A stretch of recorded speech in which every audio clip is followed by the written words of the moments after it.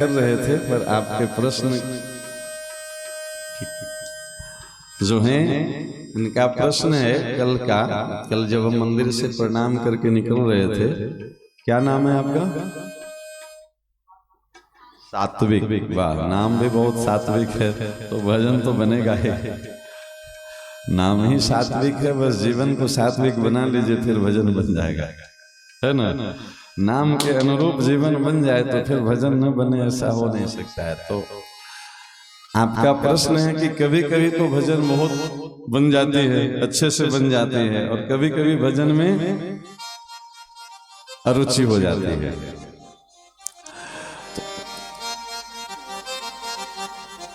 दो तीन तरह के भाव हम बताएंगे इसमें। जो एक तो सामान्य भाव ये है कि निरंतर भजन सिद्धों की होती है। हम सिद्ध थोड़े हैं, हम सब जो है सो साधक हैं ना जी। निरंतर भजन के भाव में बने रहना ये सिद्धों का विषय है ना, कि जो भाई भजन के भाव से बाहर ही न जाएं। उनके साथ हम कथा सुनाए ना, मांडव ऋषि को सूली पे चढ़ा दिया गया, वह भजन बन रही है। सामान्य भाव तो ये है कि निरंतर भजन की स्थिति जो आती है, उस सिद्धावस्था उसको कहते हैं। हाँ, ये नहीं है कि सिद्धावस्था ही लेके कोई प्रकट होते हैं। कोई प्रकट होते भी हैं तो उनके पूर्व जन्म के भजन के संस्कार हैं। वहां तक पहुंचने की कुछ सीढ़ी है। जैसे आप घर में छत पे चढ़ना चाहेंगे तो नीचे की सीढ़ी से चढ़ना होगा ना, डायरेक्ट ऊपर वाले सीढ़ी पे तो नहीं चाहिए। तो सबसे पहला भाव तो ये है कि गीता जी में अर्जुन का ये प्रश्न है भगवान से, चंचलम ही मनः कृष्ण प्रमाथि बलवत् दृढ़म्। हे कृष्ण, ये मन बहुत चंचल है। अभी हम इसी पे तो चर्चा कर रहे थे ना कि एक जगह ये टिकेगा नहीं। कभी भजन में लगाइए, कभी सेवा में लगाइए, कभी चर्चा में लगाइए, कभी पूजा में लगाइए, कभी दर्शन में लगाइए। ये सब उन्हीं का स्वरूप है। भजन में मन न लगे तो मान लिया माला करने में मन न लगे तो आसपास में या घर में कुछ ऐसी व्यवस्था बना के रखें, कोई सुंदर सा छवि लगा के रखें, राधा कृष्ण का, सीताराम का, जो आपको प्रिय लगे। मेरा कभी कोई ऐसा दुराग्रह नहीं है कि हाँ इसी स्वरूप 24 अवतार में जिस अवतार की स्वरूप आपको रुचे, आपके घर में एक देवालय जरूर होना चाहिए। छोटा सा ही, कुछ नहीं तो एक चित्र ही रखिए, छवि रखिए। उसका फायदा क्या होगा? जब माला जपते जपते मन न लगे तो एक बार जाके दर्शन कर लीजिए, प्रणाम कर लीजिए। यह भी भक्ति है, वंदनम। कुछ नहीं, हाथ जोड़ करके खड़े हो जाइए 2 मिनट, उनका स्वरूप प्रणाम करने का मतलब फोटो देख के चले आइए नहीं, देखना नहीं, उसको दर्शन कहते हैं। दर्शन क्या है इसको समझिए। देखना और दर्शन में अंतर है। हम लोग मंदिर में जाते हैं दर्शन करने पर देख के चले जाते हैं। बांके बिहारी का दर्शन करके आ गए और पूछिए कि आज की पोशाक कैसी थी तो नहीं बता पाएंगे। ध्यान भीड़ पे थी महाराज, पोशाक पे कहाँ थी, तो दर्शन कहाँ हुआ? नहीं, मंदिर में जाइए तो दर्शन करिए कि आज ठाकुर जी का मुकुट कितना सुंदर है, ठाकुर जी का पोशाक कितना सुंदर है, इस पोशाक में ठाकुर जी कितने सुंदर लग रहे हैं, इनकी आज बंसी कैसे पधराई है, इसको दर्शन कहते हैं। इसी के लिए आरती जो होती है ना, आरती में देखिएगा, आरती सिर्फ घुमाना नहीं होता है। आरती का भी विधि है कि कब कौन सी आरती किस अंग के पास होना चाहिए भगवान की। उस आरती की लो में भगवान के दर्शन करने का भी लाभ है। ये क्या है? मन को वहां लगाना है। आज भगवान के चरणों की नूपुर कितनी सुंदर लग रही है, आज ठाकुर जी की पीताम्बरी कैसे सुंदर है, आज ठाकुर जी का मोर मुकुट कितना सुंदर है, इसको दर्शन कहते हैं। तो किसी भी छवि को इस भाव से निहारिएगा तो 10-15 मिनट लगेगा कम से कम। अब देख करके भागने में तो महाराज 10 सेकंड हो जाएगा। उसको देखना, भगवान देखने की विषय नहीं है, भगवान दर्शन। इसीलिए मंदिर में दर्शन करिए। तो जब जप में मन लगे तो दर्शन कर लीजिए। पास में मंदिर हो तो मंदिर चले जाइए, नहीं तो घर में ही। अब कितना देर दर्शन करें? मान लिए एक एक अंक की शोभा निहार लिए, फिर मन वहां से भागेगा तो फिर बैठ जाइए, यूट्यूब खोलिए, कोई कथा सुनने लगी, श्रवण भक्ति अभी बताए ना, कोई भजन सुन लीजिए। मन का अभ्यास है, ये एक जगह टिकेगा नहीं। कहीं भी आप चले जाइए, ऐसा नहीं कि सिर्फ भजन में होती है, आप भोजन भी करिए तो एक ही भोजन में मन लगता है। अभी खूब बढ़िया रसमलाई चल रही है, भर पेट रसमलाई खा लीजिए, और कुछ लीजिएगा तो नहीं, थोड़ा नमकीन ले आते तो अच्छा रहता। नहीं, अब रसमलाई के बाद नमकीन आ गई और कुछ, तो एक कप कॉफी पिला दीजिए। मन न तो रसमलाई में टिकेगा, न समोसा में, न कॉफी में। इसको निरंतर कुछ न कुछ नया चाहिए। तो नया इसको क्या चाहिए, जिसमें हमें इसको लगाना है उसी को नए नए रूप में प्रस्तुत करिए। जैसे एक चावल है, उसी चावल से पुलाव बना लेते हैं किसी दिन चावल के भात बना लेते हैं, किसी दिन खिचड़ी बना लेते हैं। है चावल ही ना, पर स्वाद अलग अलग देता है। सबसे पुष्टि तुष्टि उतनी ही होगी, पुलाव खाने से भी उतनी ही पेट भरेगी, खिचड़ी से भी उतनी ही पेट भरेगी। कोई और व्यंजन बना लीजिए, भगवान का ही अलग अलग स्वरूप बना लीजिए। इसको कहते हैं श्रवण। सुनिए, कीर्तन गाइए, जो सुनिए उसको फिर सुनाइए, चर्चा करिए आपस में, घर में। क्या सुने, क्या अच्छा लगा, क्या हमारे लायक लगा, इसको कहते हैं कीर्तन भक्ति। फिर इसको स्मरण करिए। मान लिया कोई सुनने वाला भी ना हो, कोई सुनाने वाला ना हो, अकेले हो, तब क्या करें, स्मरण करिए कि आज की कथा हम क्या सुने, आज के पाठ में हम क्या क्या पढ़े। मानस जी का पाठ, गीता जी का पाठ, हनुमान चालीसा का पाठ, जो रुचि, कोई न कोई ग्रंथ का पाठ, भले एक ही पेज पढ़िए, 5 दोहा पढ़िए, कोई जरूरी नहीं कि नवा पाठ करें। कोई ग्रंथ रखिए, रामचरितमानस सबसे सरल ग्रंथ है, सीधी भाषा, कोई भी पढ़ सकते हैं। संस्कृत का श्लोक थोड़ा कठिन पड़ता है सबके लिए। एक पेज पढ़ लीजिए और उसको सिर्फ पढ़िए नहीं, उस पेज में आज के चौपाई का, आज के दोहा का, आज के सोरठा का क्या भाव था, इसको स्मरण कहते हैं। जब मौका मिले 10 मिनट, 20 मिनट, आधा घंटा भगवान की पूजा कर लीजिए।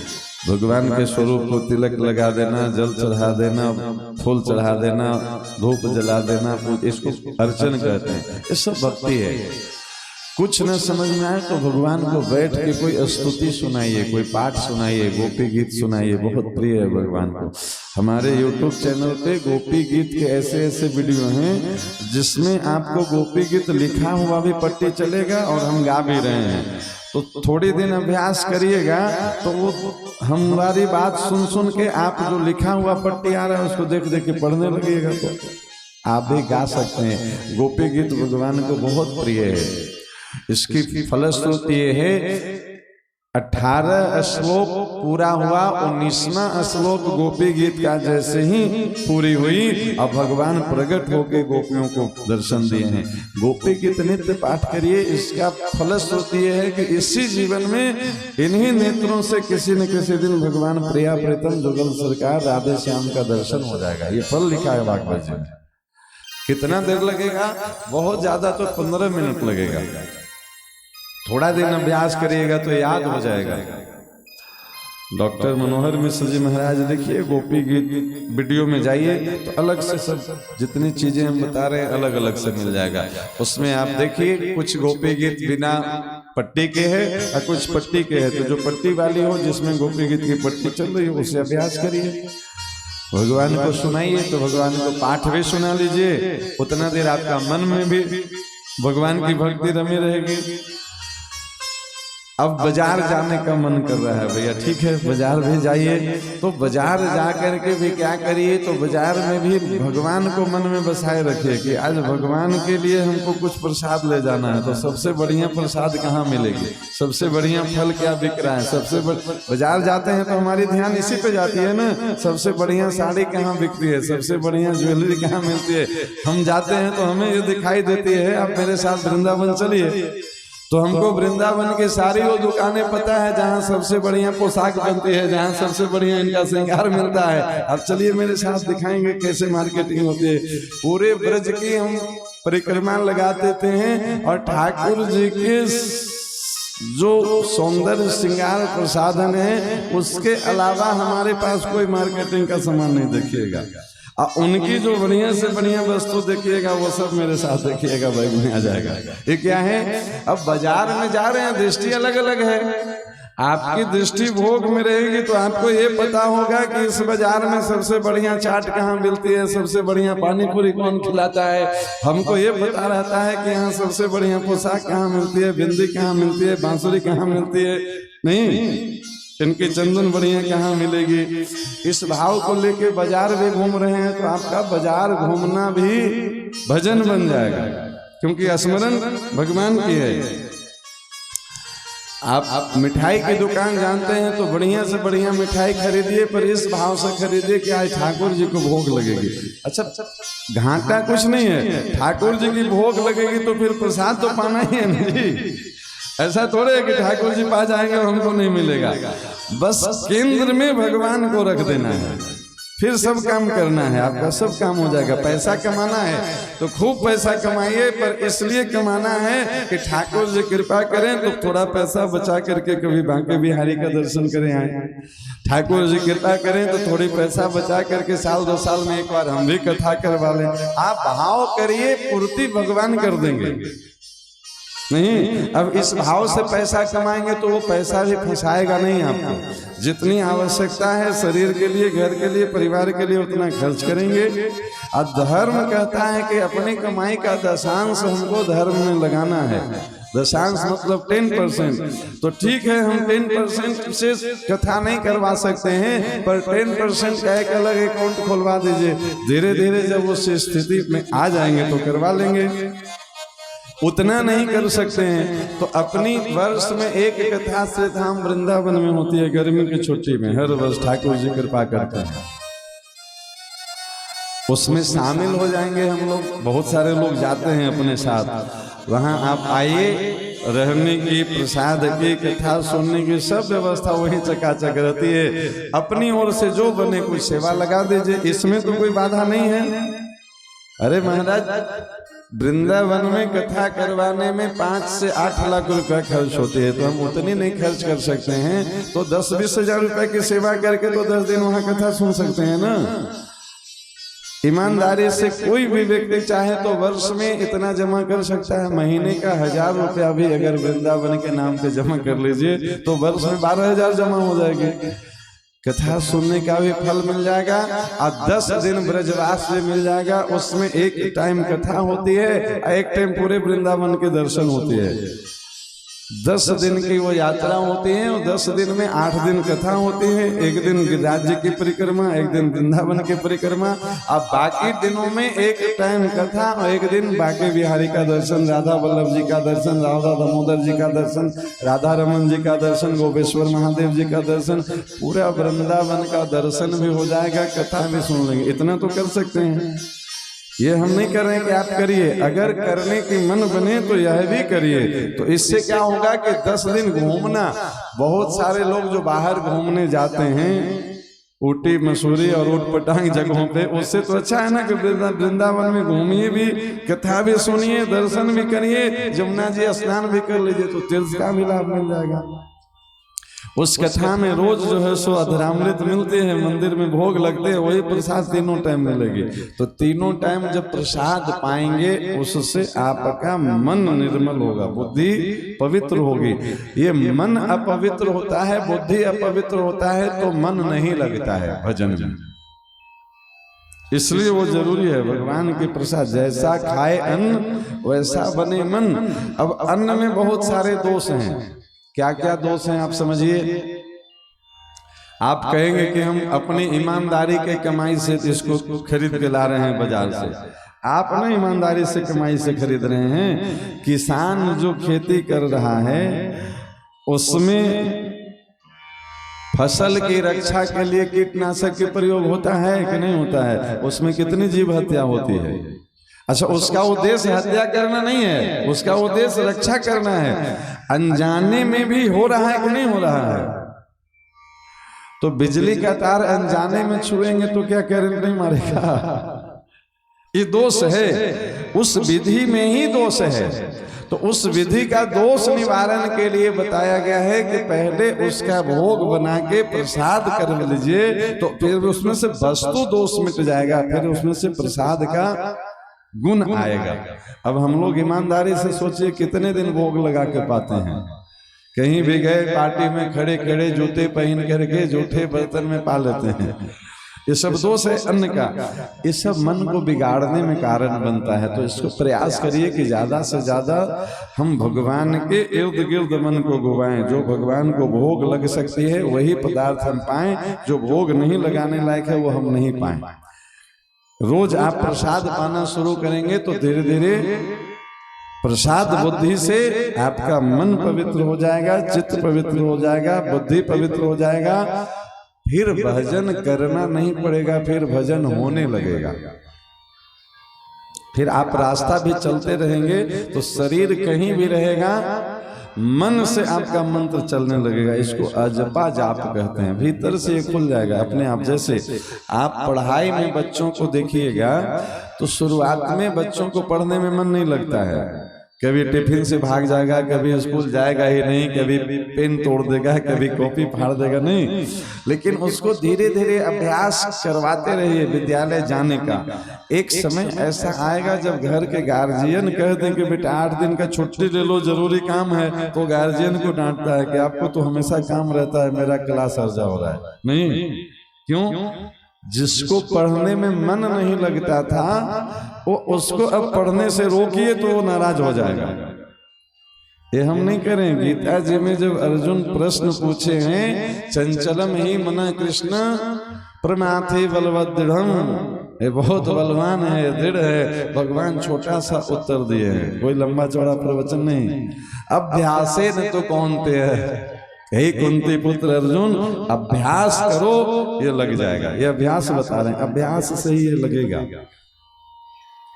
आप सर्कस में देखिएगा तो जंगली जानवरों से अभ्यास ऐसा करवा दिया जाता है कि महाराज कुत्ता फुटबॉल खेलने लगता है, हाथी पूजा करने लगता है। नहीं, उसका सहज गुण है नहीं, इसको अभ्यास में लाना होगा। इसलिए शुरुआती दौर में जितना मन लगे या न लगे जबरदस्ती करिए। मन भाग रहा है फिर भी बैठे रहिए, मन न लग रहा है तब भी बैठे रहिए। अभ्यास करते रहिए, धीरे धीरे मन लगने लगेगा। समझ गए ना? इस मन को लगाना सीखिए। एक बार मन मनमोहन में लग जाएगा तो दोबारा या फिर और कहीं लगेगा ही नहीं। इतना बढ़िया अभ्यास हो जाएगा। हमको आप फ्री में कहिए कि महाराज बैठ के कथा सुनाइए अपनी प्रसाद पा करके, तो हम महीनों सुनाते रहेंगे। लेकिन हमको कथा छोड़ के कहिए कि 10-5 लाख रुपया का आपको नौकरी लगवा देते हैं, चलिए हमारे यहाँ मैनेजर बन जाइए फैक्ट्री में, हम नहीं जाएंगे। क्यों? क्योंकि अब हमारा मन मनमोहन में लग गया है। भैया यही जीना, यही मरना नहीं। इतना मन लगेगा आपका। फिर अभी मन को लगाना पड़ेगा, क्योंकि जन्मांतरीय अभ्यास नहीं है भजन करने का ना। परिस्थितियां भी कुछ ऐसी ही हैं, जिधर जाइएगा तो आप सौभाग्यशाली हैं कि इस उम्र में भगवान के भजन की चर्चा सुन रहे हैं और कर रहे हैं। वरना आज के इस उम्र के बच्चों में अपने ही साथी दोस्तों में मिलिएगा तो वो कुछ और ही कथा सुनाएंगे। अभ्यास ऐसा, वातावरण ऐसा, पाश्चात्य संस्कृति ऐसा हावी हो गया है हमारे, खास करके युवा पीढ़ियों पर। माता बहनें भी इससे बची नहीं है। सीरियल देख देख के इतना परिपक्व हो गई हैं। नहीं जी, आधा घंटा भजन में भले मन न लगता हो, लेकिन मन पसंद की सीरियल अगर 12 बजे रात में आती हो तो मजाल है कि कोई उस समय चैनल बदल दे टीवी का, वहीं अथश्री महाभारत कथा हो जाएगी शुरू। नहीं, ये क्या है? मन बिगड़ गया है। लाखों संत गला फाड़ रहे हैं और कितनी सुंदर सुंदर कथाएं, कितनी सुंदर सुंदर भजन, कितने सुंदर सुंदर सत्संग भी यूट्यूब पर उपलब्ध है, हम कहाँ देख पाते हैं। आप मेरे जैसे को देख लीजिए तो हमारे चैनल पे हजारों वीडियो मिल जाएंगे, सैकड़ों नहीं हजारों। लेकिन उस हजारों में हजार लोग भी रोज देख पाते होंगे कि नहीं देख पाते होंगे?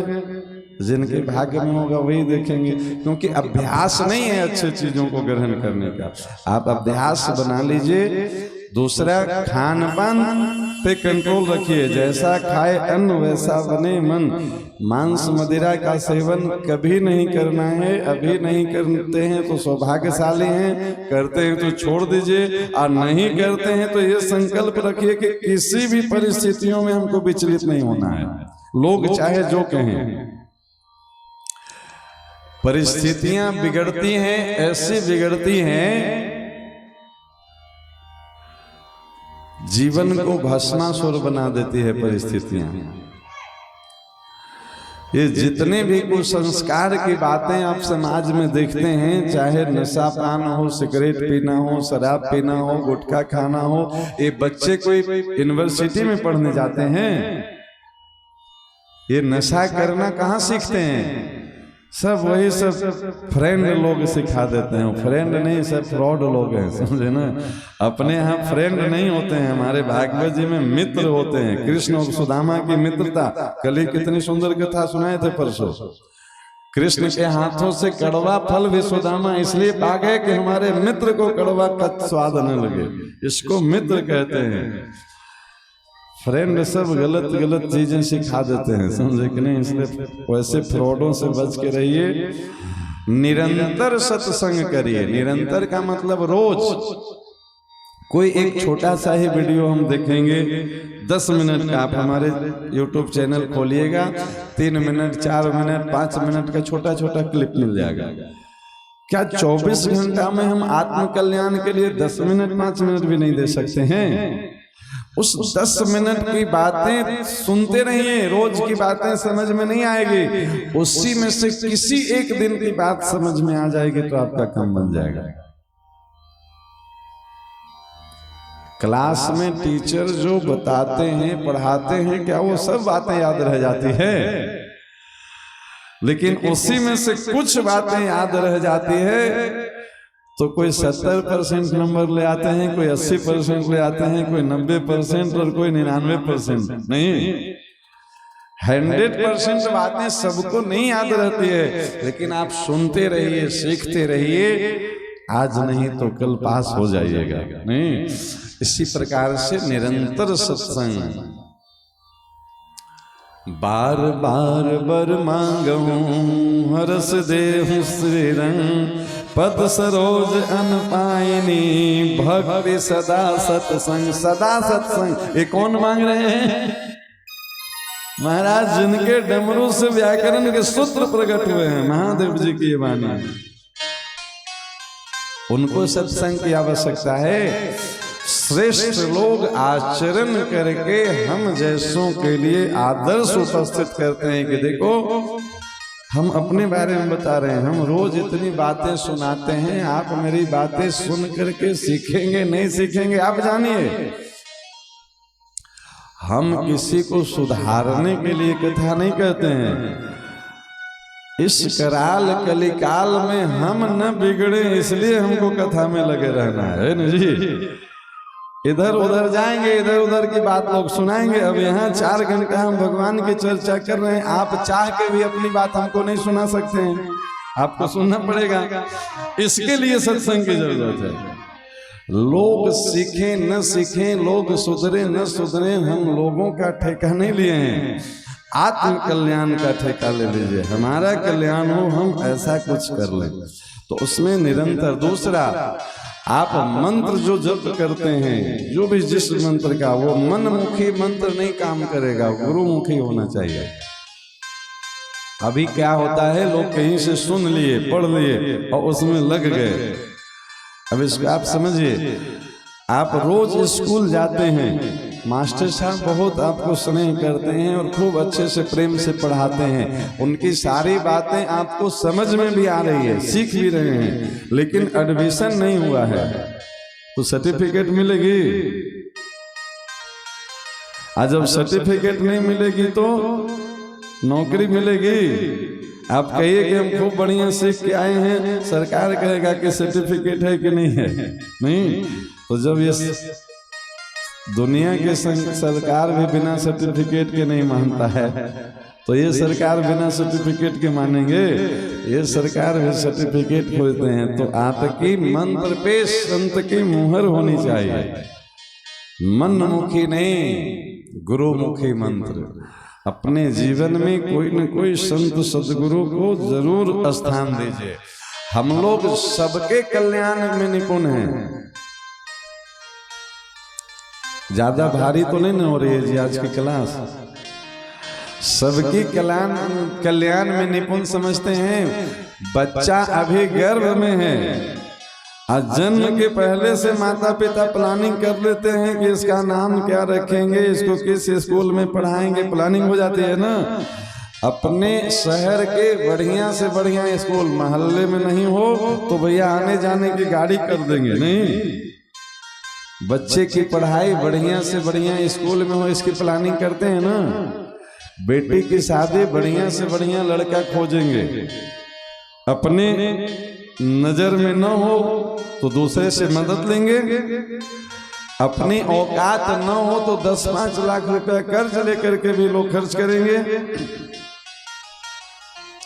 बेटे के कल्याण की चिंता है, बेटी के कल्याण की चिंता है। घर बनाना हो तो बढ़िया से बढ़िया इंजीनियर से नक्शा बनवाएंगे, बढ़िया से बढ़िया उसमें सीमेंट सरिया का प्रयोग करेंगे, क्योंकि भैया घर मजबूत होनी चाहिए, तो घर अच्छा बने इसकी चिंता है ना।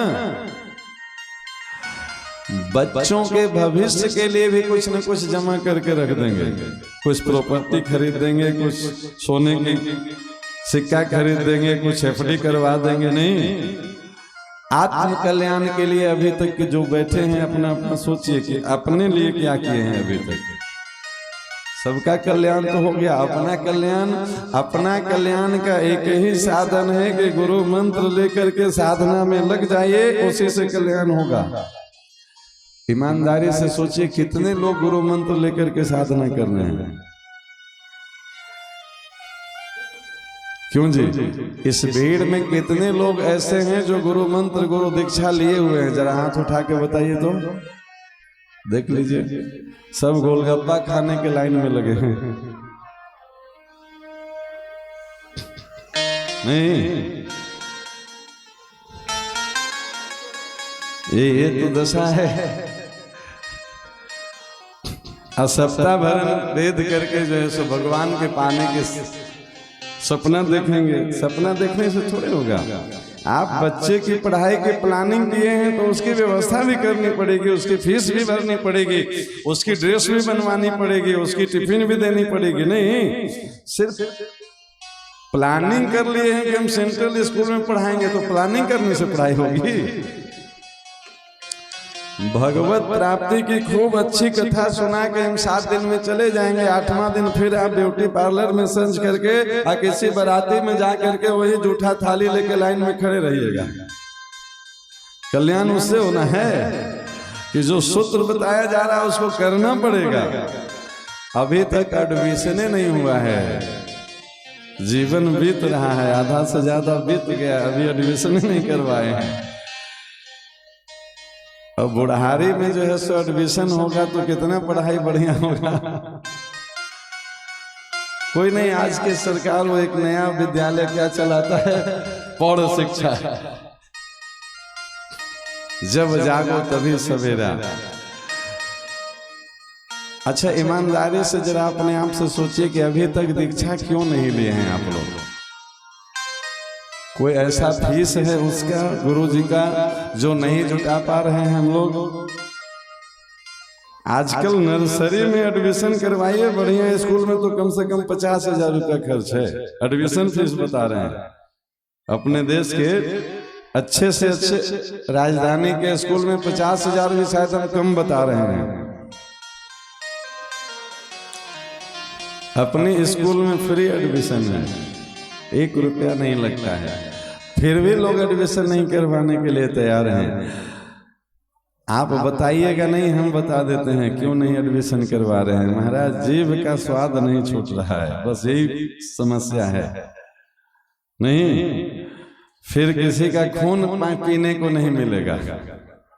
अभ्यास बना हुआ ये। और नाम लिखेंगे सब तो लिखेंगे देवी, और देवी खून पीती है क्यों जी? लिखने से देवी बने तो सब देवी बने हुए हैं। 90% देवी लोग बैठे हैं और 90% देवी बैठे हैं, उसमें 98% खून पीने वाली बैठी होंगी। 8% ज्यादा इसलिए कि दोनों टाइम भी पीती होंगी। यही समस्या है, इसीलिए महाराज गुरु मंत्र नहीं लिए, इसीलिए जप नहीं करते हैं। क्योंकि आपके क्लास में आएंगे और आप जो है सो होमवर्क दे दीजिएगा। अब ये होमवर्क एक ही होमवर्क है जो अभी बताया ना कि जो भगवान को भोग लगने लायक है वही घर में बनेगी। अपने यहाँ पहले रसोई घर होती थी, नहीं अब रसोई घर नहीं बचा, वो किचन हो गया। नहीं जी, रसोई घर है घर में जी, अब किचन हो गया।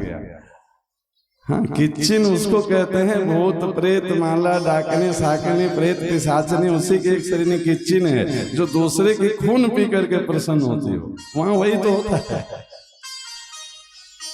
नहीं होता है ना जी। किचन बन गया और उसमें जिसमें पकाया जाता है वो सब कुकुर हो गया। कुकुर में पकाया जाता है किचन में। पहले रसोई घर में बटलोई में पकते थे भगवान के भोग। आज भोग कहाँ बनता है?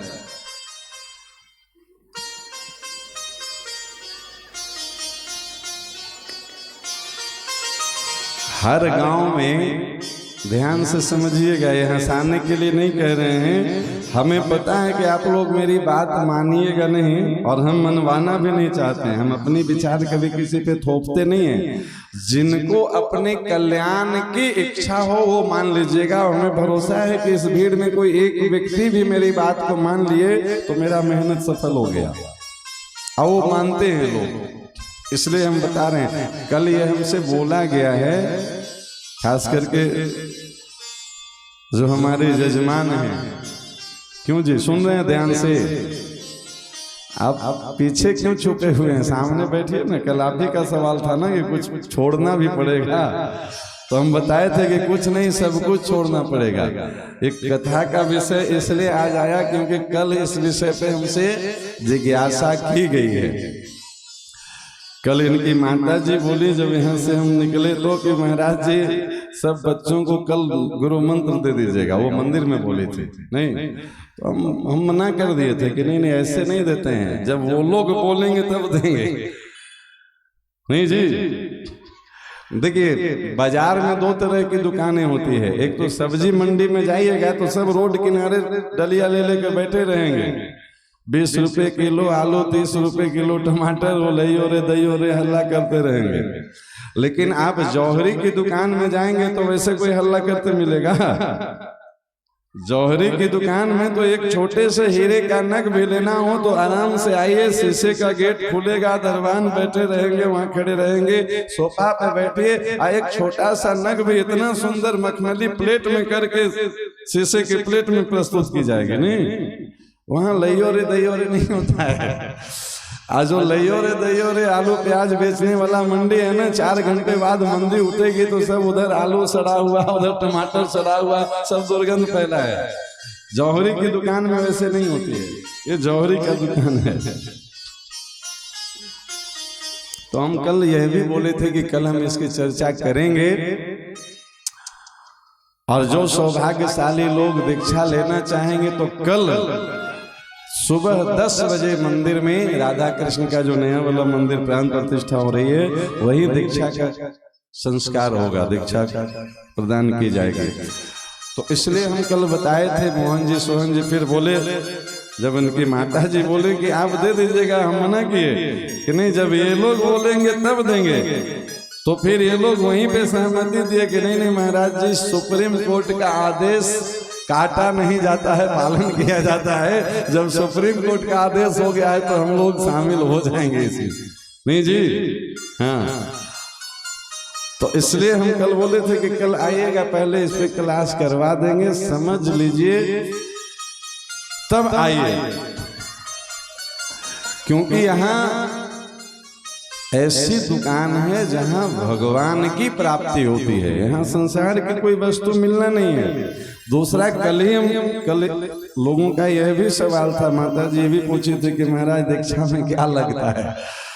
हम वस्तु कल बता दिए थे कि कुछ नहीं लगता है। एकदम भगवान की कोई कीमत क्या लगा सकता है। मेरी औकात है कि हम भगवान की कीमत लगाएं। नाम और नामी में कोई भेद नहीं है। दीक्षा में कुछ नहीं लगना है, लेकिन मिलना सब कुछ है। मेरे पास जो है सब मिल जाएगा, और जो है मैं भगवान है, इससे कम यहाँ है नहीं। तो पहली शर्त तो ये है दीक्षा लेने का। आपका सवाल का एक लाइन में जवाब, कुछ छोड़ना पड़ेगा। तो कुछ में नाम हम न कल पूछे थे न आज पूछ रहे हैं।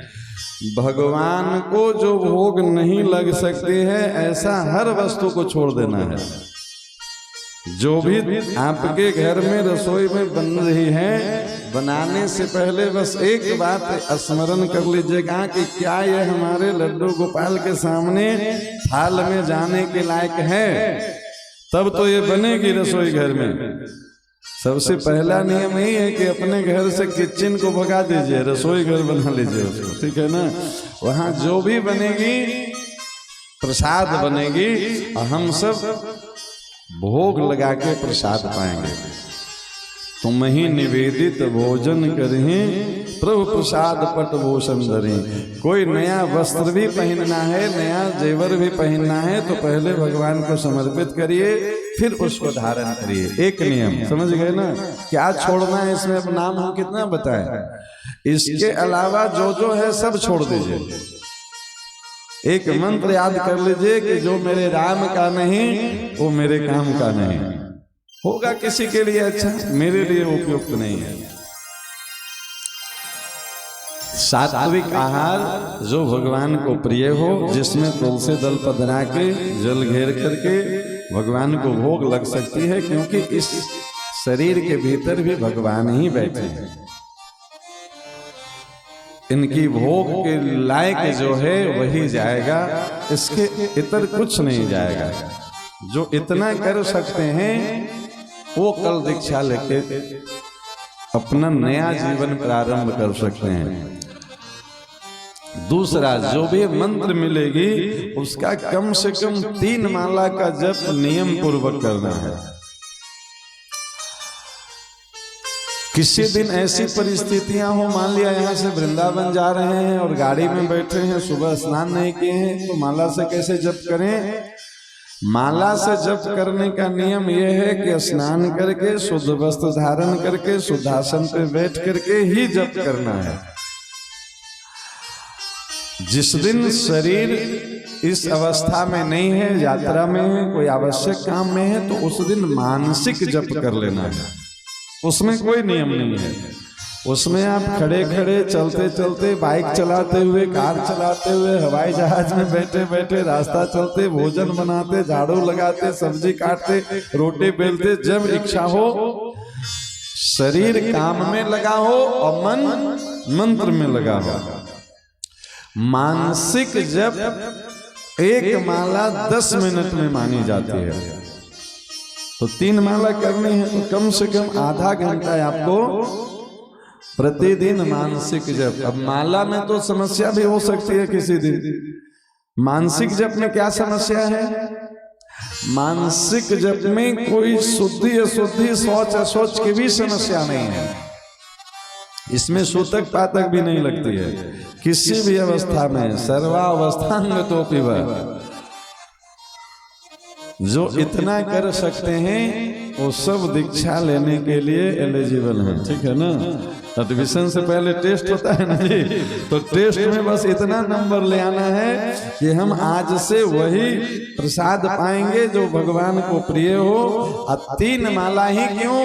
तो इस शरीर जो है, एक शरीर दिखता है, इसमें है 3 शरीर। इसको कहते हैं स्थूल शरीर जो दिखाई दे रहा है। ये जब चलती है तो देखते होंगे इसकी परछाई बनती है, इसको कहते हैं सूक्ष्म शरीर। आज जिसके कारण से ये शरीर चल रहा है वो कारण निकल जाती है तो शरीर मुर्दा हो जाता है। उसको कहते हैं कारण शरीर। तो तीनों शरीर के कल्याण के लिए हमको रोज एक एक माला, स्थूल शरीर, अभी जो आप बोले ना कि मन भजन में न लगे, तो आप इसके कल्याण के निमित्त जब करने लगिएगा तो यह शरीर फिर भजन में लगने लगेगा।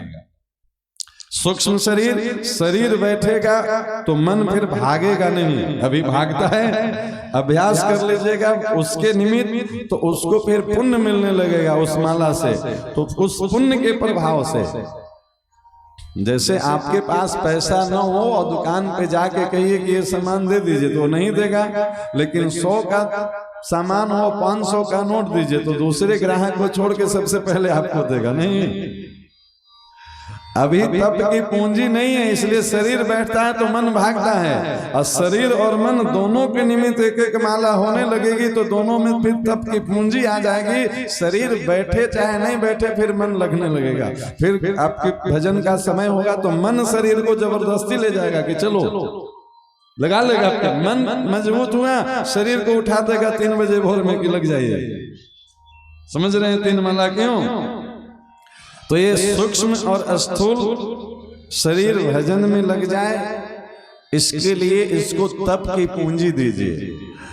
इसके द्वारा भजन करते करते कारण शरीर यानी ये जीवात्मा जिस दिन ये शरीर छोड़े तो 84 लाख योनियों में न भटके, सीधे वो परमात्मा के चरणों तक पहुंचे। इसके लिए एक माला रोज उसके कल्याण के लिए करते रहना। कम से कम इतना करना ही है, ज्यादा आप जितना कर सकें छूट है, ठीक है ना। ऐसा नहीं कि 3 माला बोले गुरुजी तो 3 ही माला, ये 3 माला तो न्यूनतम, अब ज्यादा आप जितना कर सके इसको बढ़ाइए। बस इतना ही नियम है दीक्षा का। इसमें कुछ कोई संदेह हो तो बोलिए, फिर से हम बता दें। नहीं ना? हाँ। और दूसरा चीज, कोई दबाव में नहीं कि सास कह रही है इसलिए दीक्षा ले लिए, आपकी अंतरात्मा कहे तब लीजिए। दूसरा, दीक्षा तब लेनी चाहिए, एक पुरानी कहावत है, पानी पियो छान के गुरु करो जान के। तो गुरु करो जान के का मतलब गुरु जी को जान के नहीं, अपने आप को जान के। गुरु जी को जान लीजिएगा तो गुरु जी बन जाइएगा, जाने तो तुम्हें हो जाएगा।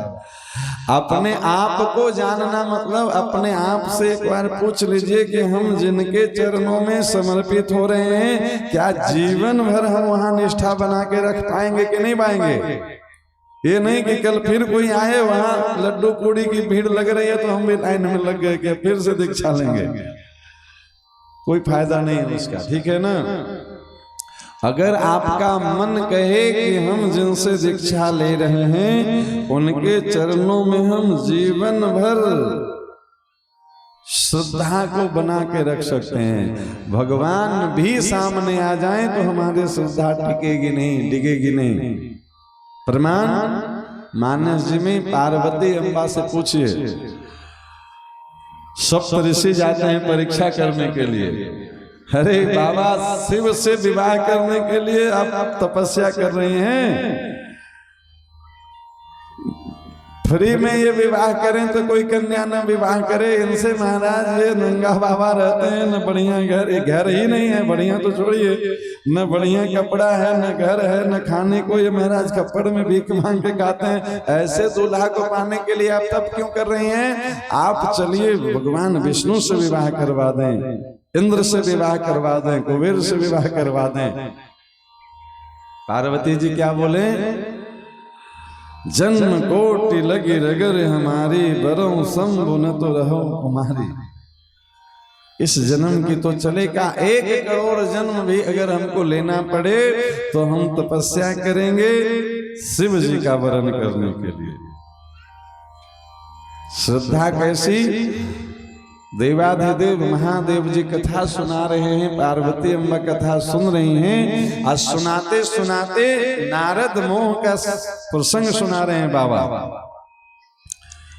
कि नारद जी एक बार नारायण को श्राप दे दिए और उनके श्राप को सच करने के लिए भगवान को एक अवतार लेना पड़ा।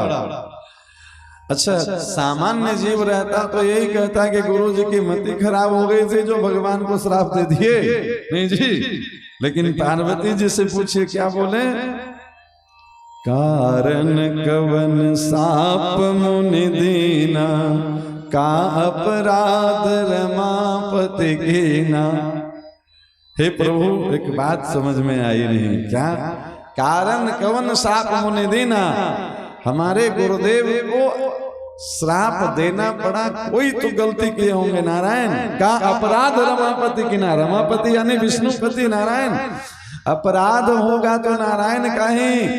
गुरु जी कभी अपराध नहीं कर सकते हैं। हाँ, ये गुरु जी हैं, भगवान भी गलती करें तो उनको भी अनुशासित कर सकते हैं। इसलिए जरूर नारायण कुछ गलती किए होंगे तब हमारे गुरु जी को क्रोध करके श्राप देना पड़ा। सोचिए, एक तरफ भगवान है, एक तरफ गुरु जी हैं। अब पार्वती जी कह रहे हैं कि अगर गुरु जी गुस्सा में आके भगवान को श्राप दिए, निश्चित रूप में अपराध भगवान का होगा, गुरु जी का नहीं हो सकता। इतना भरोसा हो तब गुरु मंत्र से भगवान प्रकट हो जाएंगे। ये नहीं कि कोई दो बात सुना दिया आकर के आप भी उसी में बजाइए, हाँ हाँ बिल्कुल आप ठीक कह रहे हैं, वैसे ही थे होंगे वो ऐसे, फिर भी हमको वहां नहीं जाना है। अपना अपना अधिकार क्षेत्र होता है, क्योंकि गुरु साक्षात पर ब्रह्म, भगवान का स्वरूप मान करके अगर आप उनकी बात मानेंगे कल्याण होगा। अब बार बार उसमें आप जो है सो लेकिन किंतु परंतु निकालेंगे, कोई फायदा नहीं होगा। इसलिए जहां कहीं से भी आपकी श्रद्धा जमे वहीं से दीक्षा लेनी चाहिए। देखा देखी नहीं, वो लोग वहां गए तो हम भी गए, लड्डू बट रही है तो लड्डू राम, कचौड़ी बट रही है तो कचौड़ी राम, कुछ नहीं, इसमें कुछ रखा नहीं है। श्रद्धा, गुरु जी का जीवन चाहे जैसा हो वो देखना मेरे अधिकार का विषय नहीं है। गुरु जी के द्वारा जो प्रदान किया गया वो भगवान है, नाम में और भगवान में भेद नहीं है। अब भगवान मिल गए तो हमको वहां लग जाना है, नहीं।